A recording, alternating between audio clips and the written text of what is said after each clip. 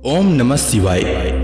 शिव सत्य हैं, समर्पण हैं, त्याग हैं और परिभाषित होने से परे हैं। शास्त्रों में कहा गया है, आत्मा त्वं गिरजामति सचरा प्राण शरीरम गृहम पूजा ते विषयोपभोग रचना निद्रा समाधि स्थिति संचारम पदयो प्रदक्षिण विधि अस्तोत्राणि सर्वा गिरो यद्यत कर्म करोमि तद्दत खिलम संभो तवाराधनम।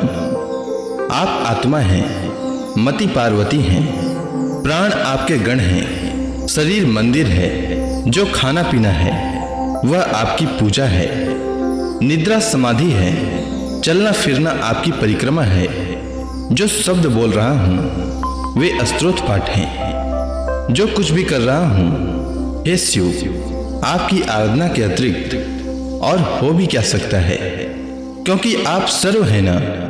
जब सब कुछ आप ही हैं, सर्वम शिवमयम जगत। जिस तरह सत्य और शक्ति एक दूसरे के बगैर अधूरे हैं, जिस तरह आत्मा और मन के बगैर शरीर जागृत नहीं हो सकता, उसी तरह शिव और पार्वती की एक दूसरे के बगैर कल्पना भी नहीं की जा सकती। प्रदोष का दिन एक ऐसा अवसर है जब मनुष्य अपने में अंतर्निहित सत्य स्वरूप शिव और ऊर्जा के रूप में विद्यमान शक्ति को एकाकर कर सकता है।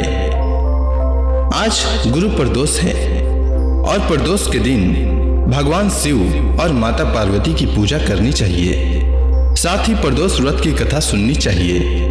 तो आइए सुनते हैं गुरु प्रदोष व्रत कथा।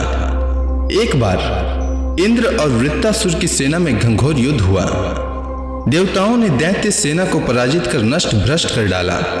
यह देख वृत्तासुर अत्यंत क्रोधित हो स्वयं युद्ध को उद्यत हुआ। आसुरी माया से उसने विकराल रूप धारण कर लिया।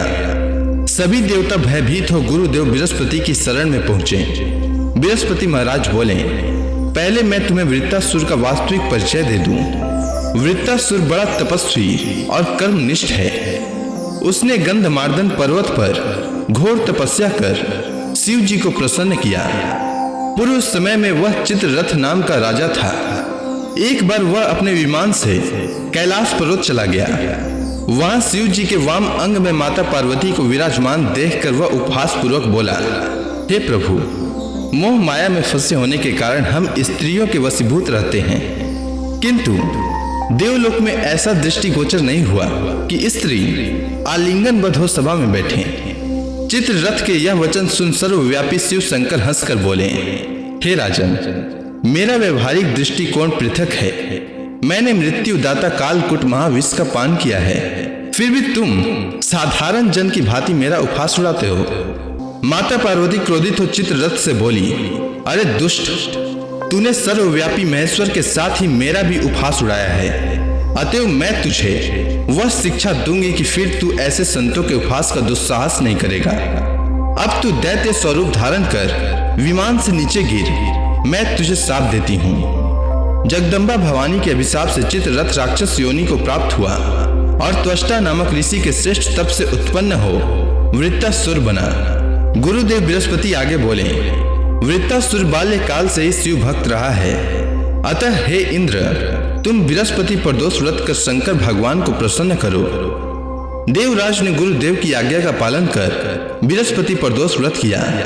गुरु प्रदोष व्रत के प्रताप से इंद्र ने शीघ्र ही वृत्तासुर पर विजय प्राप्त कर ली और देवलोक में शांति छा गई। अतः प्रदोष व्रत हर शिव भक्त को अवश्य करना चाहिए। उम्मीद है आपको गुरु प्रदोष व्रत कथा अच्छी लगी होगी।